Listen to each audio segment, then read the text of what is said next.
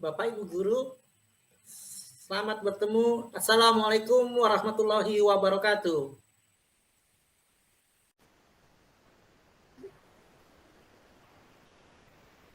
Baik, Alhamdulillah. Selamat pagi semuanya Bapak dan Ibu Guru di Bojonegoro. Mudah-mudahan kabarnya baik semua ya. Baik, sebelumnya saya ucapkan terima kasih kepada panitia yang mengundang saya sebagai narasumber untuk memberikan materi tentang alat peraga sederhana untuk meningkatkan kualitas pendidikan. Dan juga saya ucapkan terima kasih atas kehadiran dari para peserta semuanya. Saya mulai acara ini dengan mengucapkan Bismillahirrahmanirrahim. Selanjutnya Bapak dan Ibu, ada pepatah tak kenal maka tak sayang. Ya, jadi untuk awal ini saya akan memberikan sedikit biografi yang saya miliki. Izin share Bapak dan Ibu ya.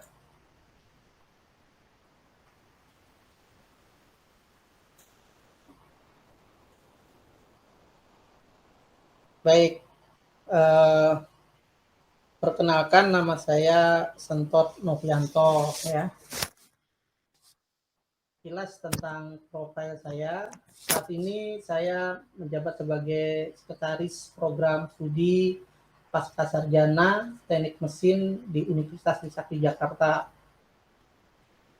Riwayat mengajar ya hampir 28 tahun lah. Ya. Pertama itu di Politeknik Manufaktur Bandung selama 4 tahun, tepatnya di jurusan pengecoran logam. Kemudian mulai tahun 97 sampai 2018 saya berkecimpung di Sekolah Tinggi Teknologi Texmaco, kemudian di Universitas Indonesia dari tahun 2016 sampai dengan 2017. Itu pada saat saya sedang menempuh pendidikan S3 ya, karena saya diperbantukan untuk menjadi asisten dosen di Universitas Indonesia. Kemudian selanjutnya saya tahun 2018 sampai dengan sekarang masih di sekolah di Universitas Trisakti. Di samping itu saya juga mengajar di Universitas Dharma Persada. Ya, ini sekilas profil yang saya miliki pada saat ini. Baik, untuk selanjutnya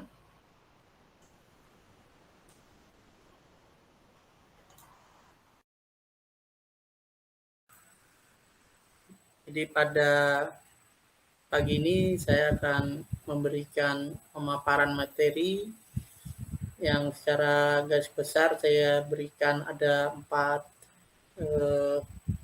bagian, yaitu tentang latar belakang dalam peningkatan kualitas mengajar. Ya. Jadi kita sebagai pendidik ya, itu memang dituntut untuk membuat siswa itu cerdas ya, kemudian dan berakhlak. Ya. Berbagai cara kita upayakan. Jadi pendidik yang baik itu bisa mengantarkan siswa yang tadinya tidak mengetahui apa yang harus dia pelajari menjadi tahu dan paham. Nah, kemudian muncul masalah kualitas saat ini, di mana masa disrupsi ini ya, masa terjadinya perubahan secara besar-besaran karena adanya suatu inovasi ya, maka kita dituntut juga untuk mengikuti era disrupsi ini ya. Kemudian selanjutnya bagian tentang alat peraga sederhana yang mungkin bisa menjadi gambaran kepada kita bahwa dengan menggunakan biaya yang hemat ya, kita bisa membuat alat peraga yang bisa membantu proses belajar mengajar. Bagian ketiga saya akan sampaikan mengenai studi kasus ya dari suatu penggunaan alat peraga untuk memberikan pemahaman tentang konsep pecahan di matematika ya, karena itu juga cukup membuat siswa bingung ya ketika memahami masalah pecahan. Dan yang terakhir adalah tentang kesimpulan dan bentuk. Ya. Demikian nanti yang akan saya sampaikan. Selanjutnya kita akan beralih ke slide berikutnya. Bapak dan Ibu guru, ya, kita masuk ke peningkatan kualitas mengajar. Ya, saat ini pada masa pandemi ini ya, mungkin Bojonegoro sudah mulai masuk sekolah lagi ya, PTM.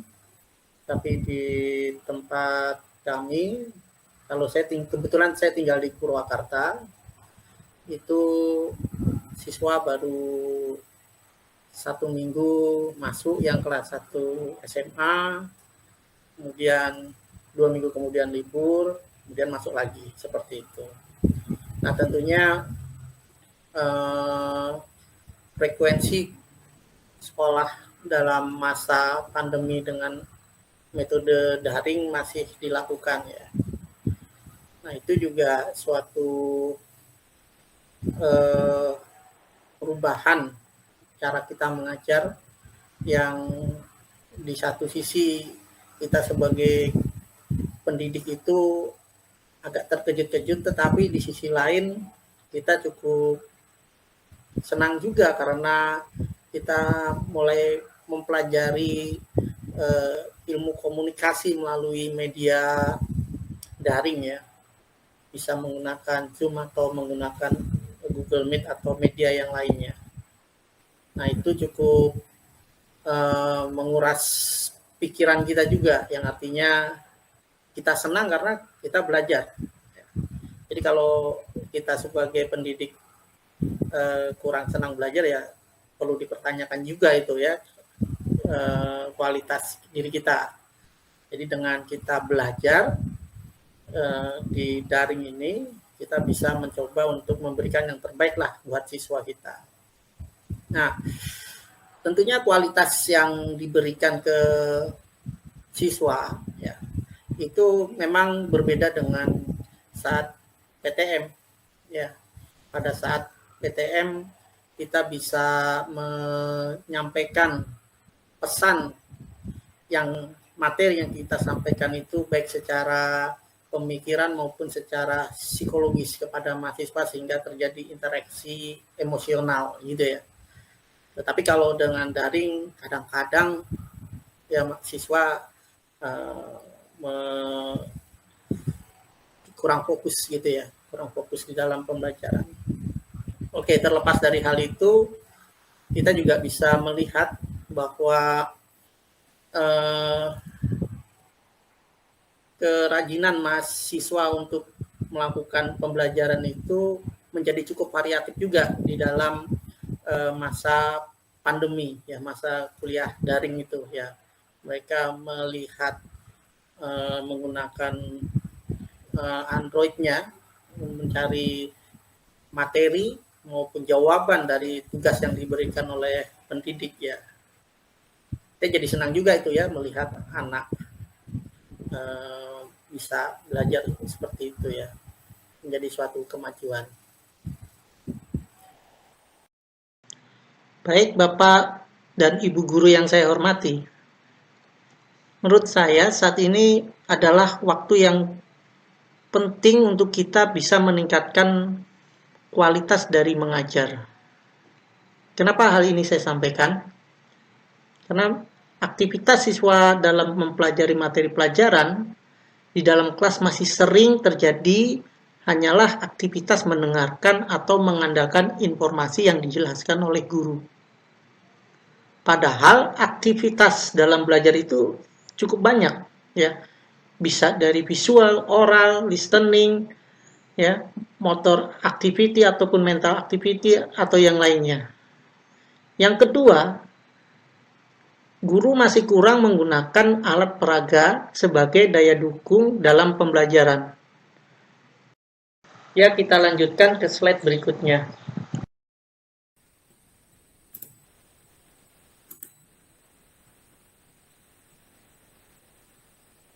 Slide berikutnya menunjukkan dan atau menggambarkan piramida mengenai daya serap peserta didik terhadap pengetahuan yang disampaikan oleh ibu dan bapak guru. Ya, dari kita lihat piramida ini, jika siswa beraktivitas membaca, yang akan dia ingat itu hanya sebesar 10%. Ya. Kemudian kalau siswa melihat apa yang disampaikan, meningkat 20% apa yang diingatnya. Kemudian jika mendengar, meningkat menjadi 30%. Tapi jika siswa melihat dan mendengar dari pengetahuan yang disampaikan, maka daya ingatnya lebih bertambah 50%. Dan kalau siswa itu bisa menyampaikan kembali apa yang disampaikan oleh Bu Guru dan Bapak Guru, maka daya ingatnya itu akan menangkap sampai 70%. Dan yang terakhir, mereka akan lebih memahami manakala mampu mengatakan dan melakukan. Ya. Jadi gambaran deskripsi dari piramida ini mudah-mudahan bisa membantu kita untuk lebih banyak menyampaikan pada siswa agar dapat mengatakan atau melakukan dan mengatakan hasil dari kegiatannya tersebut.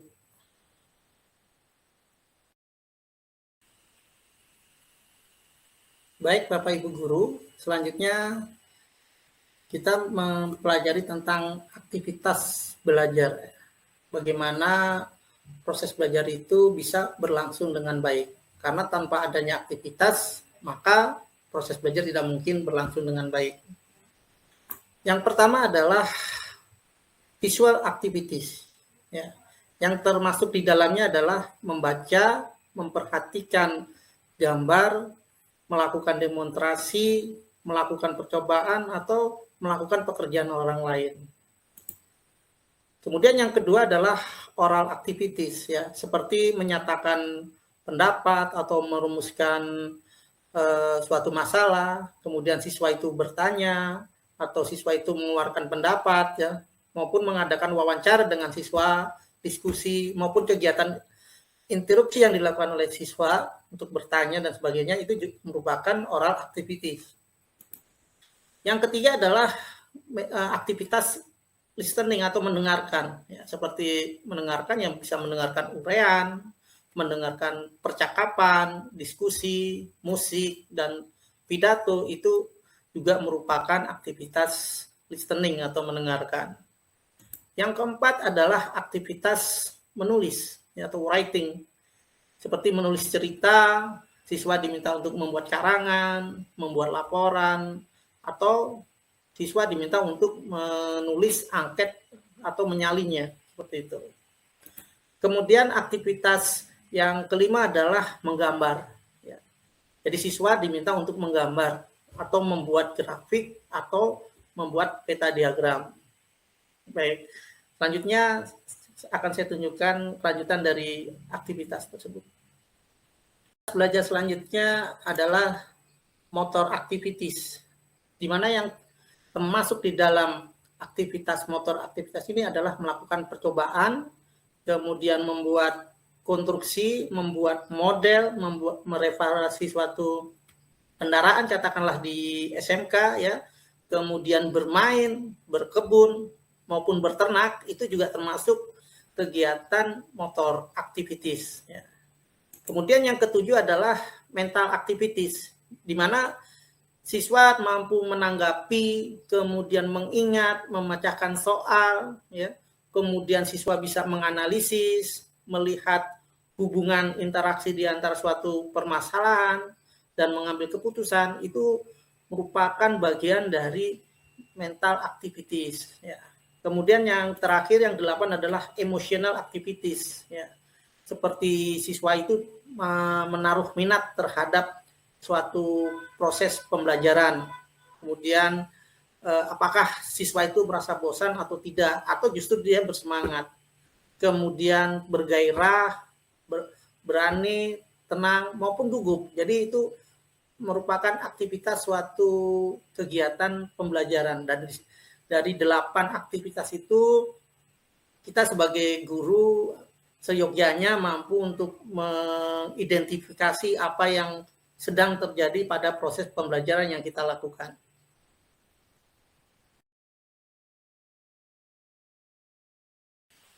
Baik, selanjutnya pada slide ini menunjukkan sifat pembelajaran yang sering kita lakukan, yaitu dari mulai abstrak sampai ke konkret. Artinya sifat abstrak itu siswa hanya mendapatkan atau membayangkan dari apa yang kita sampaikan. Sedangkan kalau bersifat konkret, siswa itu akan lebih memahami dan mengetahui dari apa yang sudah kita sampaikan. Ya. Kerucut Del ini, ya, kalau kita lihat dari atas ada berupa pembelajaran dengan menggunakan lambang kata, kemudian semakin ke bawah ada visual, kemudian ada rekaman radio dan gambar hidup. Jadi kalau semakin ke bawah, maka siswa akan lebih menuju ke arah pemahaman yang lebih konkret. Dan kalau kita lihat lagi televisi itu ternyata juga berdampak kepada masukan ke siswa, dia lebih kuat ketika dibandingkan dengan pembelajaran menggunakan kata atau visual. Ya. Kemudian ada pameran. Ya, mungkin ini bisa dilakukan di sekolah atau di kelas, karena dampaknya ternyata lebih mendekati ke arah sifat konkret dari suatu proses pembelajaran. Artinya siswa lebih mudah mengingat, apalagi kalau dilakukan dengan karya wisata. Artinya bepergian untuk menuju suatu tempat, apakah ke museum atau ke tempat yang lain, itu juga lebih baik dibandingkan dengan proses pembelajaran sebelumnya. Kemudian siswa bisa melakukan suatu demonstrasi dari suatu tugas yang diberikan oleh guru. Ya. Itu juga memberikan pemahaman yang lebih konkret. Ya. Kemudian 3 terakhir ini berupa pengalaman, sesuatu yang dilakukan oleh siswa, baik mulai dramatisasi, kemudian melakukan tiruan yang diatur, kemudian juga pengalaman langsung dan bertujuan, ya seperti itu. Misalnya berkebun atau melakukan kegiatan-kegiatan di luar kelas. Nah, ini sangat mudah dipahami oleh siswa karena dia lebih sangat mendekati sifat konkret.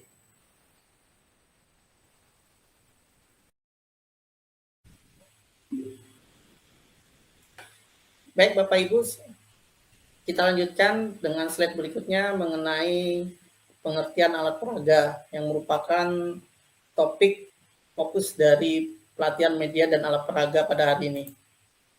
Yang pertama, menurut Nasution, ya, alat peraga pendidikan adalah suatu alat pembantu, yaitu alat yang membantu dalam mengajar agar pembelajaran itu efektif. Yang kedua, menurut Wijaya dan Rusyan, ya, yang dimaksud dengan alat peraga pendidikan adalah media pendidikan yang berperan dia merangsang belajar dan dapat menumbuhkan motivasi dari siswa yang belajar, sehingga siswa tidak menjadi bosan, sehingga tujuan dari pembelajaran itu tercapai. Kemudian menurut Faisal, alat peraga pendidikan sebagai instrumen audio maupun visual yang membantu proses pembelajaran yang lebih menarik dan membangkitkan minat siswa dalam mendalami suatu materi. Yang keempat, menurut Kalsum, ya, alat pembelajaran adalah alat-alat yang digunakan oleh guru dalam pembelajaran dan mencegah terjadinya verbalisme pada diri siswa. Nah, ini pengertian-pengertian dari alat peraga yang saya kutip dari beberapa literatur, ya, dan ternyata pengertian-pengertian alat peraga itu sangat banyak, Ibu. Puluhan definisi yang disebutkan mengenai alat peraga. Namun kita bisa lihat bahwa tujuannya adalah bisa kita rangkum dalam 4 yang saya sebutkan tadi ya. Dan ini merupakan suatu gambaran kepada kita tentang alat peraga.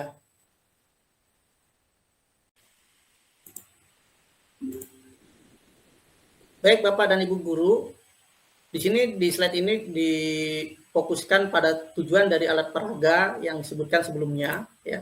Di mana alat peraga dalam pendidikan itu memiliki tujuan agar proses pendidikan lebih efektif dengan jalan meningkatkan semangat belajar dari siswa ya. Jadi kalau kita lihat agar pendidikan lebih efektif ya dengan jalan meningkatkan semangat belajar. Jadi semangat belajar siswa ini memang pada saat ini memang butuh kita tingkatkan Bapak dan Ibu guru ya. Karena masa pandemi atau masa yang akan datang ini kita belum tahu bagaimana. Kemudian yang kedua adalah tujuan dari alat peraga untuk memungkinkan lebih sesuai dengan perorangan ya. Maksudnya adalah ketika kita mengajarkan di dalam kelas yang bersifat monoton tanpa alat peraga, bisa jadi banyak siswa yang tidak fokus dan tidak bisa menerima apa yang disampaikan oleh kita sebagai guru ya. Dengan adanya alat peraga insya Allah akan memberikan perhatian kepada mereka terhadap materi yang kita berikan. Kemudian alat peraga mempunyai manfaat supaya belajar lebih cepat ya. Jadi proses pembelajaran itu bisa berlangsung lebih cepat dan efisien manakala siswa itu melihat alat peraga yang kita lakukan ya. Dan juga bersesuaian antara yang di kelas dan di luar kelas. Artinya sifat abstraksi itu makin dikurangi ya dalam proses pembelajaran.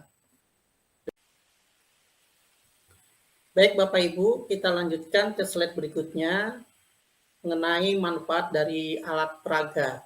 Ya. Jadi apa sih manfaat alat peraga itu? Yang pertama adalah meletakkan dasar-dasar yang konkret untuk berpikir. Jadi siswa kita berikan dasar untuk berpikir ya dengan melihat alat peraga tersebut. Kemudian yang kedua adalah memperbesar perhatian siswa ya. Dengan adanya alat peraga kita harapkan perhatian siswa meningkat. Kemudian membuat pelajaran lebih menetap dan tidak mudah dilupakan. Ya, karena kadang siswa setelah belajar guru keluar dari kelas sudah lupa apa yang disampaikan oleh guru begitu. Biasanya kan gitu Bu ya.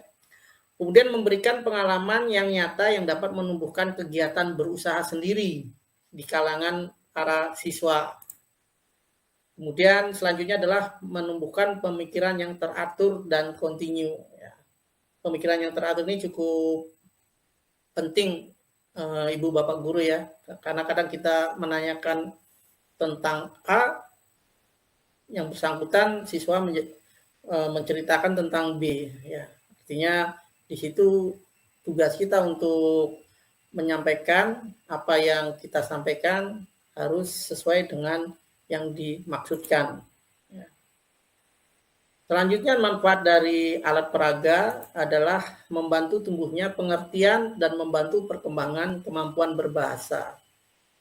Ya, di sini mungkin kita sebagai guru ya pada masa saat ini itu memang kita betul-betul harus membantu siswa dalam menyampaikan sikap yang baik ya. Nah, itu biasanya bisa kita ketahui dari bagaimana siswa tersebut menggunakan bahasa ya.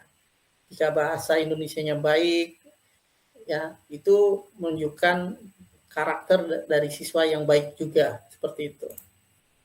Yang selanjutnya adalah manfaat dari alat peraga yaitu agar hasil belajar lebih permanen dan mantap. Artinya lebih dapat menjadikan materi yang disampaikan itu dipahami ya, lebih konkret ke siswanya.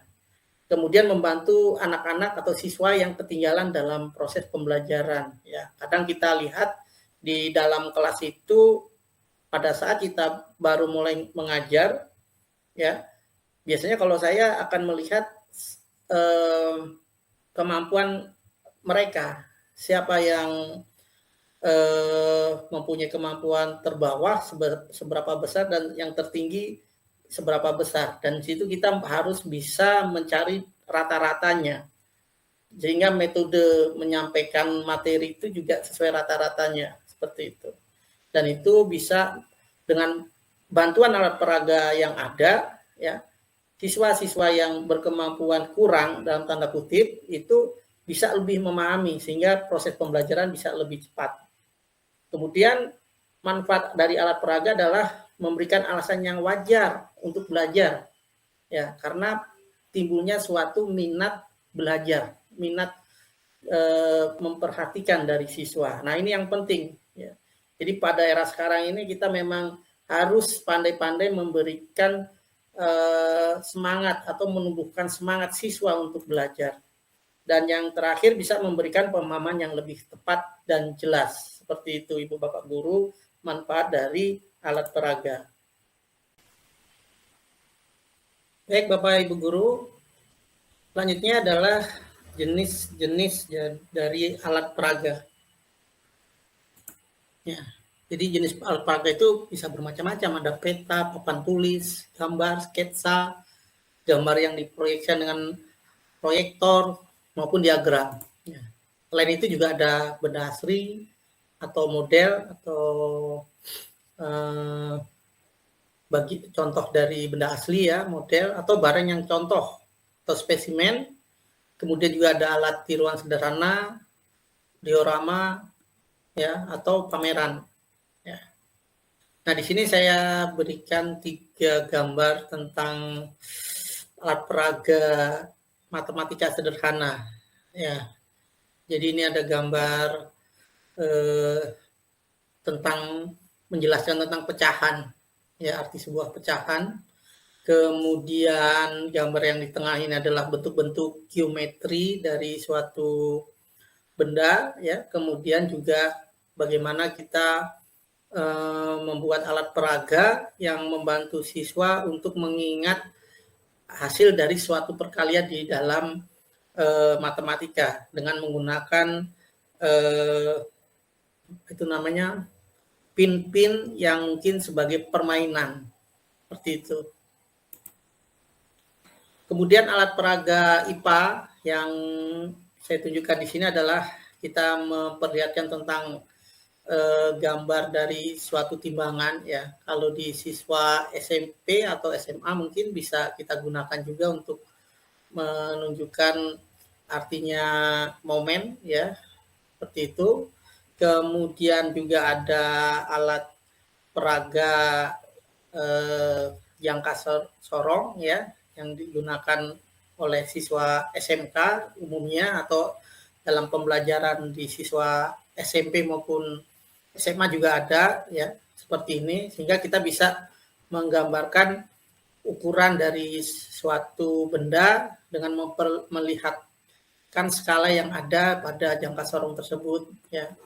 Kemudian ada juga alat peraga tentang alam tata surya, ya, dari planet dan matahari yang mengitarinya, dari mulai planet Mars sampai dengan Pluto. Kalau di sini ada berapa 8, ya, Plutonya tidak masuk, ya. Seperti itu. Nah, alat peraga lain dalam dunia pendidikan agama bisa saja kita membuat suatu alat peraga yang menunjukkan tempat-tempat ibadah yang ada di Indonesia, agama-agama yang ada di Indonesia, baik Islam, Kristen, Buddha, Hindu, dan sebagainya. Kemudian alat peraga tentang gerakan-gerakan sholat pada agama Islam, ya, dari mulai takbir hingga salam, seperti itu. Nah, gambar-gambar ini akan membuat siswa menjadi lebih tertarik, kan, seperti itu, ya, dan mempunyai gambaran yang konkret bahwa bentuk dari suatu pura itu bagaimana, ya, kemudian masjid, candi, dan sebagainya. Baik Bapak Ibu Guru, selanjutnya materinya adalah tentang studi kasus mengenai memahami konsep pecahan dengan alat peraga, ya. Jadi studi kasus ini memang sengaja saya sampaikan ya, bagaimana kita mengetahui pemahaman konsep pecahan siswa yang pembelajarannya menggunakan benda manipulatif ya, yaitu alat peraga. Jadi benda manipulatif itu kadang disebut alat peraga, itu lebih baik daripada siswa yang menggunakan pembelajaran konvensional. Kemudian kita juga ingin mengetahui sikap siswa terhadap penggunaan benda manipulatif atau alat peraga dalam pembelajaran konsep pecahan. Kenapa tema ini saya angkat ya? Karena dari survei Trend in International Mathematics and Science Study ya, pada tahun 2018 ya, 2018-2019 ya, prestasi siswa kita itu di ranking ke-36 dari 49 negara. Ya, dengan rata-rata 397 poinnya, sedangkan rata-rata internasional 500. Artinya dari sini kita bisa melihat bahwa urutannya itu lebih mendekati ke arah bawah ya, dan rata-ratanya juga di bawah rata-rata internasional. Nah, itu reason alasan saya sampaikan hal ini ya. Jadi kasus ini diambil di kelas 7 di di Majalengka ya, di Majalengka tentang riset atau penelitian tentang bilangan pecahan ini ya. Jadi konsep matematika itu kadang sulit dipahami oleh siswa ya. Yang kadang terjadi miskomunikasi antara guru dan siswa ya. Artinya karena mungkin banyak kata yang disampaikan tetapi siswa terkadang menangkap dengan maksud yang lain gitu ya. Kemudian secara teoritis konsep pecahan itu merupakan topik yang sulit dibandingkan dengan bilangan bulat ya. Ini disampaikan oleh Mark ya dalam penelitian Saiful tahun 2005. Seperti contoh di bawah ini banyak menuliskan 1/12 itu lebih besar dari 1/8. Jadi yang dilihat oleh siswa itu angka 12-nya.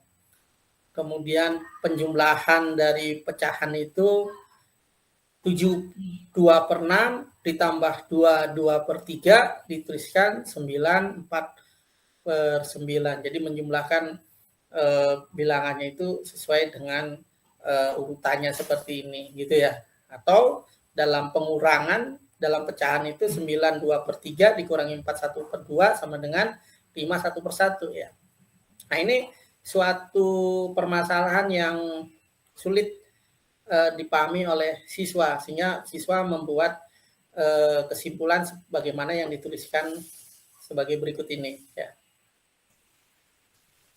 Nah, saya sebutkan tadi bahwa penelitian ini ada pada kelas 7 ya di Majalengka dengan jumlah siswa rata-rata ini itu berjumlah 40. Kemudian diambilkan dua kelas, diambil 2 kelas dari 7 kelas yang ada. Kemudian 1 kelas itu sebagai kelas eksperimen, kemudian 1 kelas berikutnya sebagai kelas kontrol ya. Jadi kelas eksperimen itu kelas yang menggunakan benda manipulatif atau alat peraga. Kemudian kelas kontrolnya itu adalah kelas yang tidak menggunakan alat peraga, seperti itu. Kemudian data analisisnya adalah data pembelajaran dengan benda manipulatif dan pembelajaran biasa. Kemudian instrumen yang digunakan berupa tes, yaitu berupa tes pemahaman tentang konsep pecahan. Kemudian non-tes, yaitu berupa angket dengan skala Likert. Jadi skala Likert itu biasanya berupa pertanyaan-pertanyaan yang bersifat kadang-kala setuju, tidak setuju, ya seperti itulah. Baik Bapak Ibu, bagaimana solusi dari pemecahan masalah pecahan yang disampaikan di slide sebelumnya itu? Jadi dalam penelitian tersebut dilakukan suatu kegiatan dengan menampilkan alat peraga, sebuah koin yang terbuat dari kayu, di mana koin tersebut diperkenalkan dibagi-bagi ya menjadi 1/2 bagian atau dibagi 2, kemudian koin yang lain dibagi 3 dengan ukuran koin yang sama tentunya sebelumnya Bu ya, kemudian dibagi 4 dan seterusnya. Artinya di sini memberikan gambaran kepada siswa tentang ukuran dari koin yang dipotong atau dibelah menjadi beberapa bagian. Jika koin dibelah menjadi 2 bagian, maka ukuran geometrinya akan lebih besar dari koin yang dibelah menjadi 3 bagian.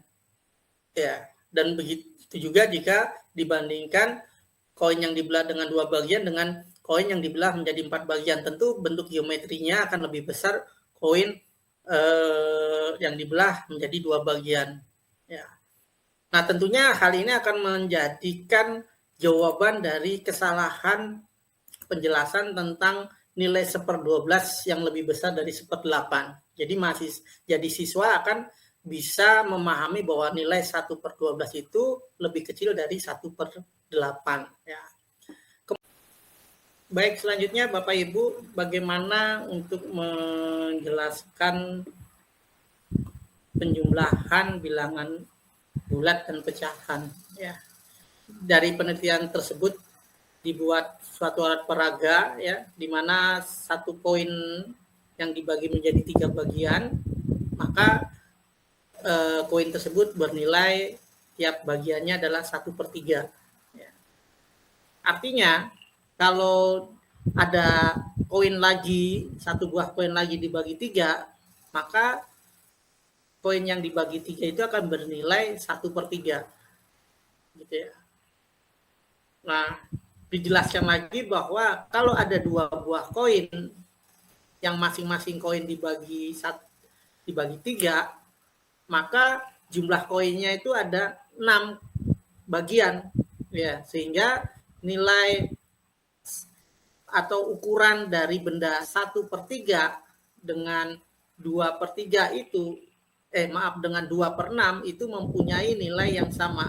Jadi di sini menjelaskan bahwa nilai 1/3 dari satu kue dibagi 3 itu sama dengan 2 buah koin, maaf tadi saya pakai kue, ya, 2 buah koin yang dibagi menjadi 6. Artinya nilai 1/3 sama dengan 2/6. Nah, ini bermanfaat untuk menjelaskan tentang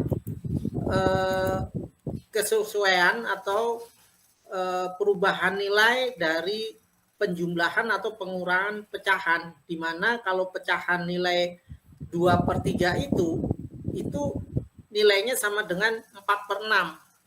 Ya, dari analogi penjelasan tentang koin yang dibagi menjadi 3 dan 2 buah koin yang dibagi menjadi 6. Artinya satu buah koin dibagi 3, ukuran koinnya akan sama dengan 2 buah koin yang dibagi 6. Artinya kalau ada 2 buah koin dibagi 3, itu akan sama dengan 4 buah koin yang dibagi 6. Ya. Nah, alat peraga ini mungkin bisa membantu memfasilitasi dari miskomunikasi yang terjadi dengan siswa. Nah, itu yang dilakukan pada penelitian yang di Majalengka tersebut, ya, seperti itu. Nah, di sini juga dengan ilustrasi alat peraga tersebut kemudian dijelaskan bahwa penjumlahan diurutkan dari bilangan bulat yang dijumlahkan 7 dan 2 dijumlahkan 9, kemudian bilangan pecahan 2/6 dan 2/3 itu disamakan penyebutnya, artinya melihat dari pembaginya 6, ya, maka yang 3 ini juga harus 6, ya. Artinya nilai 2/3 sama dengan nilai 4/6. Nah, ilustrasi 2/3 dengan 4/6 itu sebagaimana alat peraga yang disebutkan tadi, ya. Tentunya penjelasan alat peraga ini adalah sebagai konsep dasar siswa untuk mengetahui membedakan mana yang lebih besar dan yang lebih kecil, kemudian kesamaan antara bilangan 1/3 dengan 2/3. 1/3 dengan 2/6, seperti itu, ya. Kemudian nanti penjelasannya ya sebagaimana matematika di Aljabar. Demikian Bapak Ibu. Baik Bapak Ibu, kita lanjutkan lagi dengan hasil penelitian dari penelitian di kelas 7 tersebut, ya, di mana penelitian tersebut menghasilkan analisis data tes awal, ya. Jadi data tes awal ini adalah tes yang diberikan di kedua kelas tersebut, baik kelas eksperimen maupun kelas kontrol, ya. Dan ternyata hasil dari tes tersebut tidak terdapat perbedaan yang signifikan, ya. Dan juga kalau dilihat dari ini rata-rata perbedaannya relatif kecil. Nah, setelah melakukan tes awal tersebut, dilakukanlah eksperimen dengan menggunakan benda manipulatif di kelas eksperimen dan melakukan pembelajaran di kelas kontrol. Hasil dari analisis data tes akhir setelah proses pembelajaran tersebut diperoleh, yang pertama adalah penggunaan benda manipulatif dalam materi bilangan pecahan memberikan pengaruh yang baik terhadap aktivitas dan situasi belajar siswa. Kemudian yang kedua adalah aktivitas siswa di pembelajaran menggunakan benda manipulatif terlihat lebih dinamis dan hidup, ya, pada saat dimulainya pembelajaran. Nah, ini cukup bagus sekali. Kemudian kegiatan tersebut mahasiswa memegang benda manipulatif, ya, sehingga memberikan efek psikologis dan nuansa aktivitas belajar yang lain. Kemudian siswa tidak lagi duduk manis dan kaku mengikuti urutan belajar, mendengarkan penjelasan dan mencatat hasil penjelasan. Ya, jadi ini suatu perubahan yang cukup baik di dalam pembelajaran. Kemudian yang terakhir adalah aktivitas pembelajaran menggunakan benda manipulatif membuat siswa benar-benar merasa terbantu dan usahanya untuk memahami materi tersebut. Ini adalah dua buah hasil analisis dari hasil penelitian yang dilakukan di kelas 7 tersebut, Bapak dan Ibu. Jadi kalau kita lihat perbandingan dari hasil yang dicapai cukup dinamis dan menarik dengan menggunakan benda manipulatif atau alat peraga, ya. Di sini benda manipulatif yang dimaksud adalah alat peraga.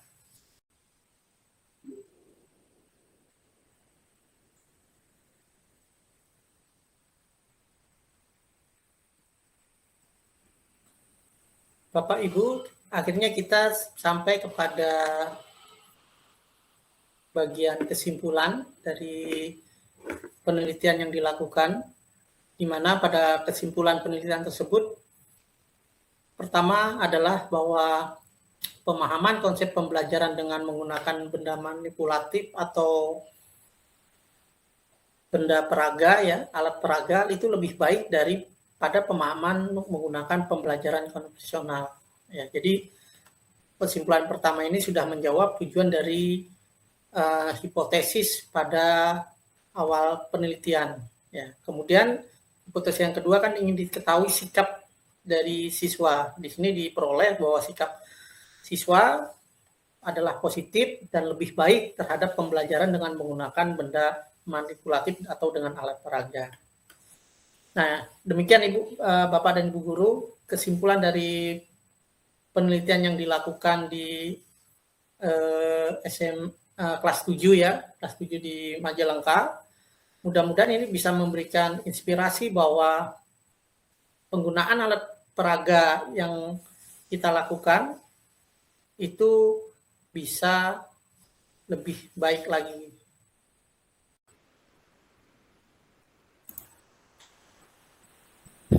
Bapak Ibu Guru, akhirnya kita sampai di penghujung materi. Tidak terasa sudah 50 menit waktu yang kita gunakan, ya.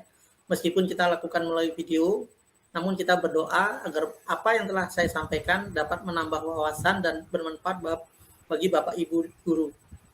Materi yang saya sampaikan adalah bagian dari pelatihan yang akan Bapak Ibu Guru ikuti selama beberapa hari ke depan. Sebelumnya saya mohon maaf yang sebesar-besarnya manakala ada penyampaian yang kurang berkenan, dan saya tidak bermaksud menggurui Ibu Bapak Guru, karena saya yakin Bapak dan Ibu mempunyai pengalaman kepada siswa-siswa didik lebih hebat dari yang pernah saya lakukan. Terakhir saya ucapkan terima kasih yang sebesar-besarnya Semoga Bapak dan Ibu guru dapat menjadi motivator siswa untuk terus belajar.